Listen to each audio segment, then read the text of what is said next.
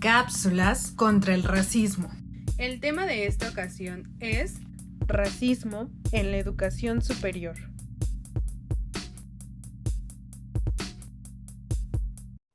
Sean bienvenidos a esta entrega de nuestra serie Cápsulas contra el racismo. En esta ocasión reflexionaremos sobre el racismo en la educación, un tema muy importante a tratar y del cual hay muchas vertientes que reflexionar y pensar.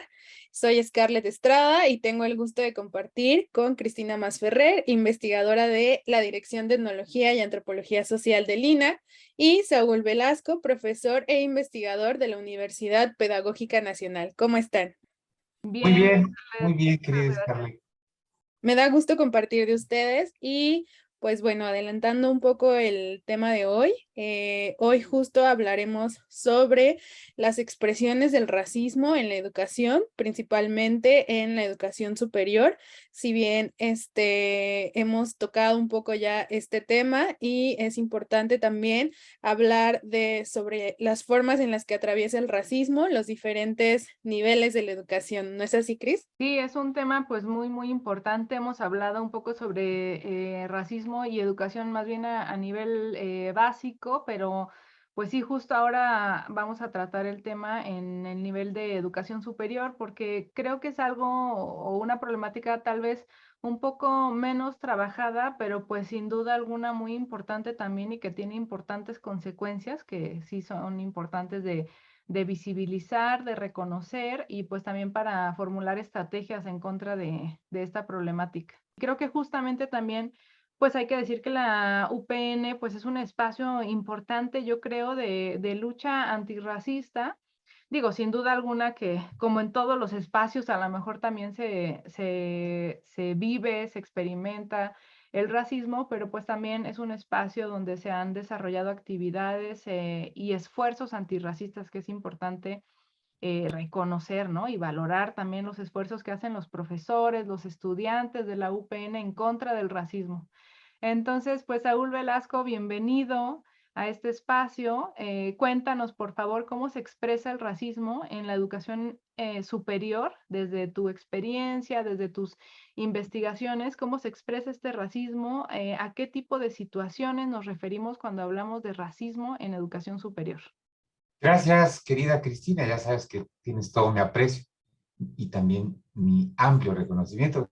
Gracias, Scarlett. De verdad que es un placer. Nos estamos conociendo. Y bueno, creo que en un tema en el que nos sentimos tocados, ¿verdad? Interesados, eh, porque en esto hay mucha pasión. Y quiero comenzar diciendo que en el lado emocional he encontrado que los estudiantes, las estudiantes que hacemos la comunidad educativa de la UPN Ajusco, pues hemos comenzado a tocar el tema de una manera cada vez más abierta, cada vez más, digamos, compartida, porque en muchos casos ha sido esto un drama que aparece en los racializados como muy íntimo, muy personalizado, y ahora no, ahora estamos hablando de racismo, hemos comenzado a hacerlo en una investigación que me propuse comparar lo que opinaban los estudiantes de sociología con los de la carrera de educación indígena. Exploré el tema y los muchachos se quedaban callados cuando abordábamos como primer tema el concepto de racismo, porque la gente no piensa en función de racismo, sino en situaciones muy particulares. Y empecé usando una idea de unas colegas que trabajan con este asunto, que pues ayuda a explorarlo. Primero, se habían testificado racismo. Antes de hablar de qué es el racismo, habían visto el racismo.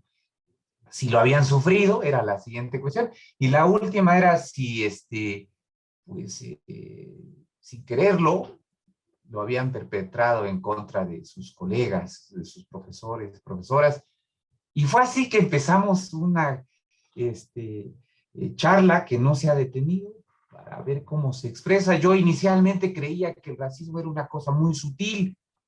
En la opinión de los estudiantes esto es distinto, porque no es sutil, es una cosa que los toca de manera muy directa y dramática, no es algo que, como yo lo imaginaba, que estaba ahí, que lo usual era que no se visibilizara, pero sí.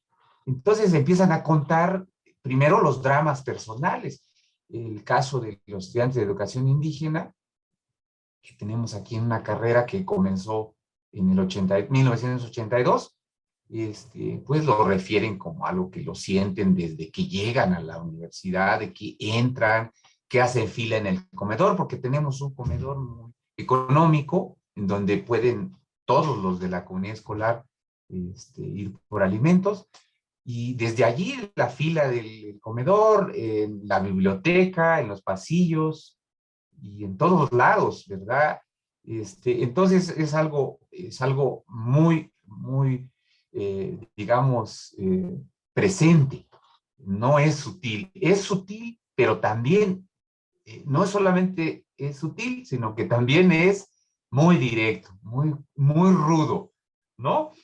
Entonces, eh, después de esto, pasó el tiempo, esto fue en 2015, 2016, en el 2021, pues decidimos un grupo de 4 colegas proponer crear un laboratorio de observación del racismo aquí en la universidad, que lleva por nombre LERES, es el Laboratorio de Estudios para la Erradicación del Racismo, así lo nombramos. Empezamos a participar dentro de los marcos de una cátedra, la cátedra de UNESCO contra la eliminación del racismo, que preside Daniel Mato, desde la Universidad 3 de Febrero allá en Argentina.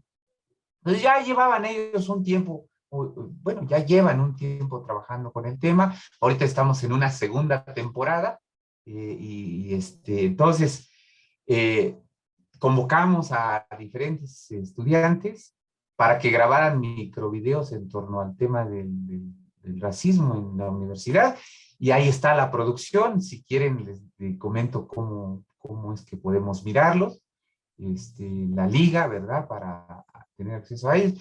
Y ellos en viva voz comentan cómo se expresa el racismo, cómo lo ven ellos, cómo lo perciben dentro de la universidad.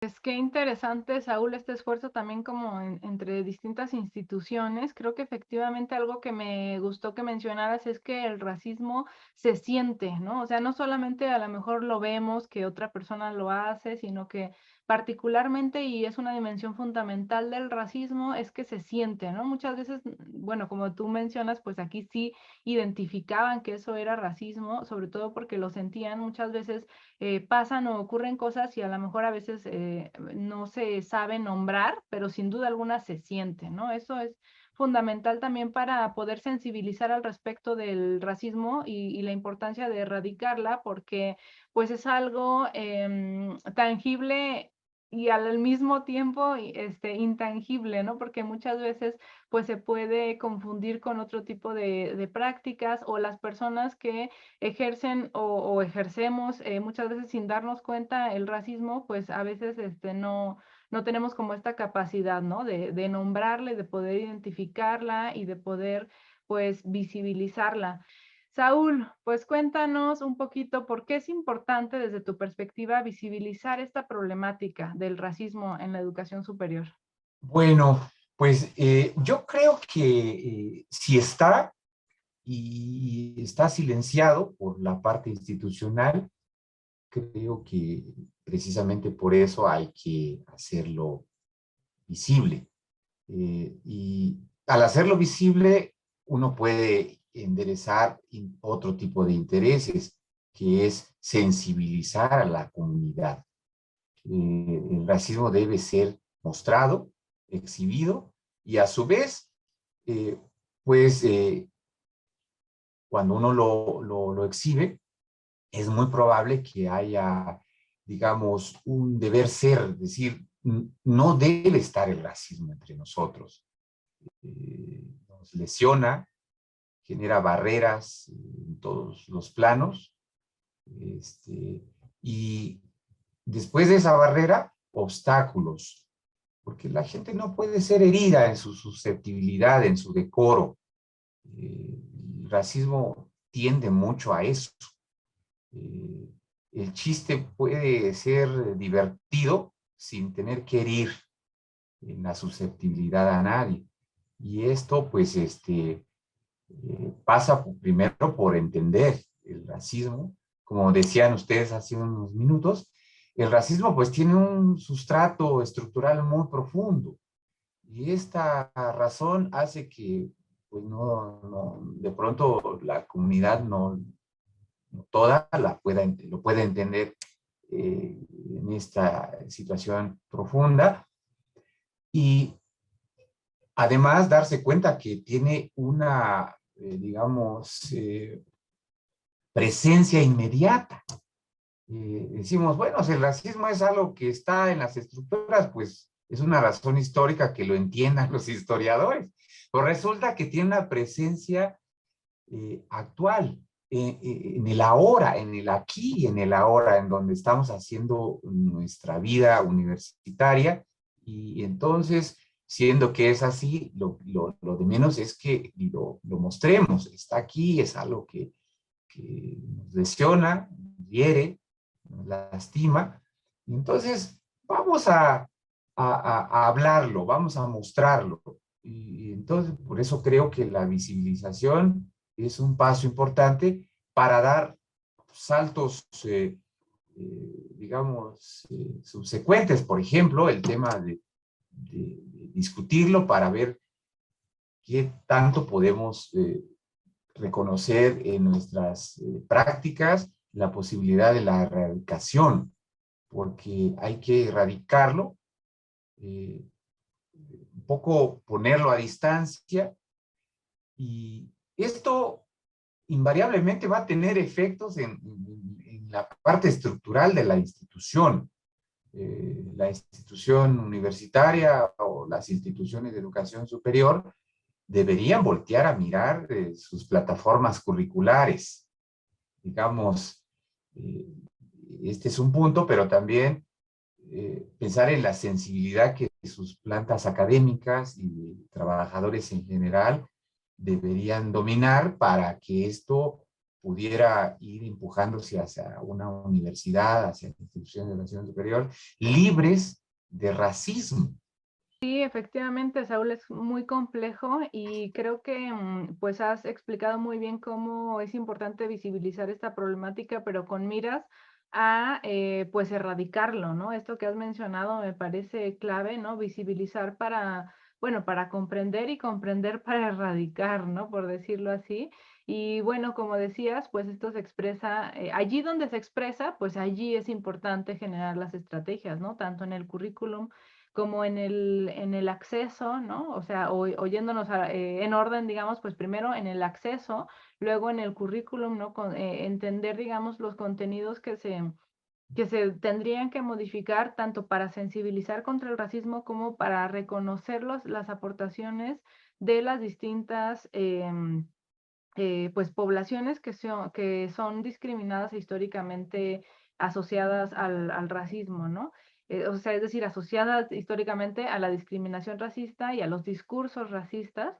Y creo que efectivamente, pues estas estrategias tendrían que ir encaminadas o más bien depender del tipo de licenciatura o del tipo de posgrado del que estemos hablando, ¿no? No va a ser lo mismo erradicar el racismo en instituciones relacionadas con ciencias sociales o en facultades, ¿no? Relacionadas con ciencias sociales, que en instituciones donde se esté enseñando ciencias, por decir, biología, psicología, medicina, ¿no? O sea, creo que cada una de estas va a tener una particularidad, pero en general me parece importante, como lo mencionas, pues la sensibilización, la cuestión del acceso, la cuestión del currículum, también las interacciones entre los estudiantes, y algo que mencionabas muy importante tiene que ver con cómo después las instituciones, o bueno, no después, sino desde su origen, las instituciones se vinculan con otras instituciones gubernamentales y que allí está como el eslabón con la parte estructural del racismo, ¿no? Sea con la SEP,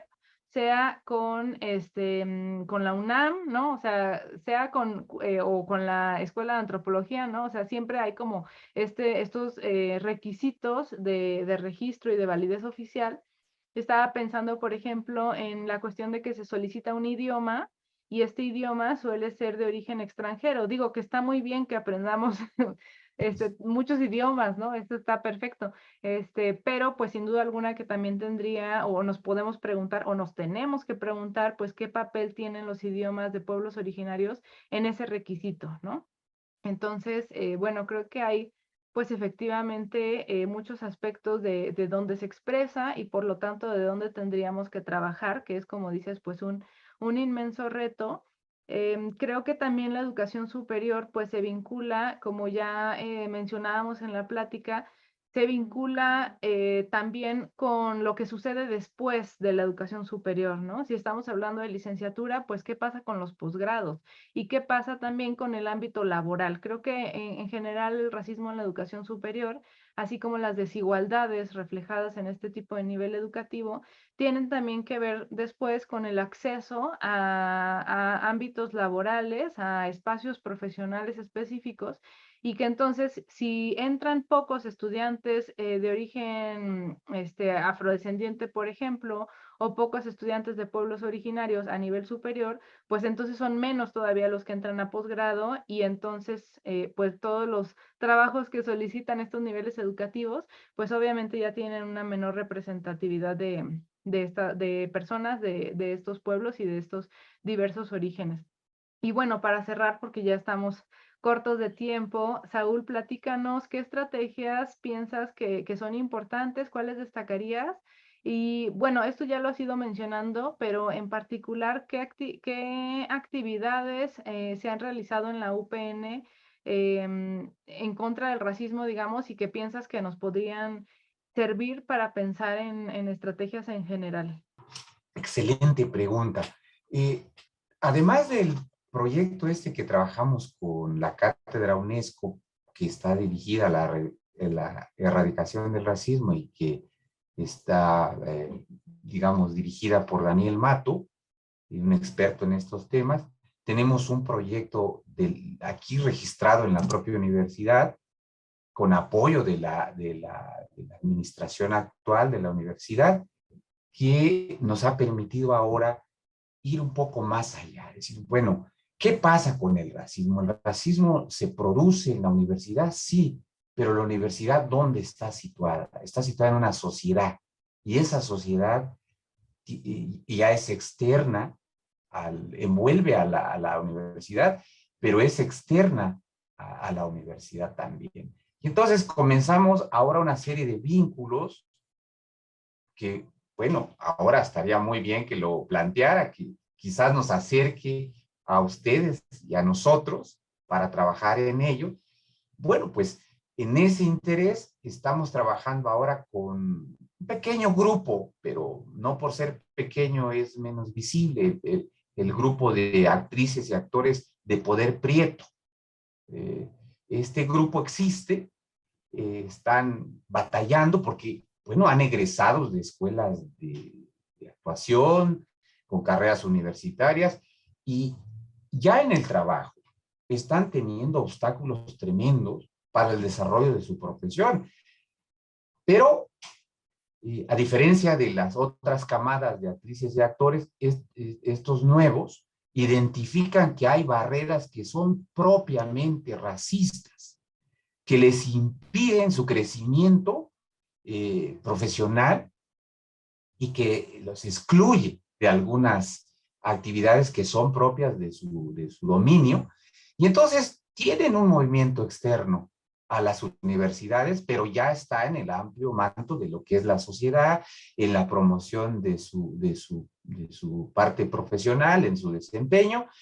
Sufren la exclusión, el racismo, y entonces esa experiencia nos resulta muy estimulante, y la semana que entra, el día 29 de septiembre, tendremos la primera visita directa de actrices y actores aquí en uno de los auditorios para que hablemos juntos del racismo y de las estrategias que podemos compartir para erradicarlo. Tratamos mucho de no personalizar, porque se presta el tema. Este profesor, esta profesora es racista. Y se trata de considerar algo que es muy importante. Muchas veces no nos damos cuenta que somos racistas sin quererlo del todo. Nos convierte el racismo en vectores para la realización de sus propios objetivos. La gente no necesariamente es racista porque esté consciente de lo que es, sino porque como está naturalizado sin querer, introduce en sus conductas, en sus expresiones, lo que el racismo quiere para recrearse. Entonces, nosotros tenemos una campaña muy clara, no queremos personalizar porque eso nos va a detener, porque este es un tema que puede llevarnos a tribunales. Entonces, ese tema no lo tocamos por ahora, no queremos caer allí, sino queremos ir un poco más allá para que cada quien revise su conducta. Y en eso las estrategias son mostrar los dolores y los sufrimientos, los obstáculos que viven los demás con un ánimo constructivo. Me parece muy interesante, Saúl, este ejemplo que has mencionado de las actividades que se han hecho y que se van a hacer próximamente, porque justo creo que el antirracismo debe tener esta precaución, ¿no? O sea, tiene este inmenso reto de visibilizar algo que es complicado porque es una tensión. Entonces, o sea, o un problema, un conflicto, ¿no? El racismo, pues al ser una violencia, muchas veces se enfrenta a distintos sectores, digamos. Entonces, y justo el antirracismo a mí me parece que, como bien lo dices, tiene el reto de no caer en lo mismo, ¿no? No caer en profundizar esas tensiones o no caer en fijar a las personas en un lugar, sino por el contrario, ¿no? O sea, tratar de sí, pues sensibilizar sobre lo complejo que es el racismo y allí pues todas y todos tenemos un papel, ¿no? Tengamos el origen que tengamos, el nivel de educativo que tengamos, de todas formas tenemos siempre algo que decir y algo que aportar para una lucha antirracista. Entonces, bueno, pues muchísimas gracias. Cerraría ahí, Scarlett, no sé si tienes un comentario también de cierre. No, nada más agradecer a Saúl Velasco por todo lo que nos comparte. En verdad creo que es una cápsula muy enriquecedora y que nos deja también muchas preguntas, muchas respuestas y abre distintas reflexiones que nos atraviesan. Y nada más igual como comentario final es para quienes nos escuchan. Dejaremos en la descripción el link del proyecto LERES que comentaba Saúl Velasco al inicio de la cápsula. Muchas gracias.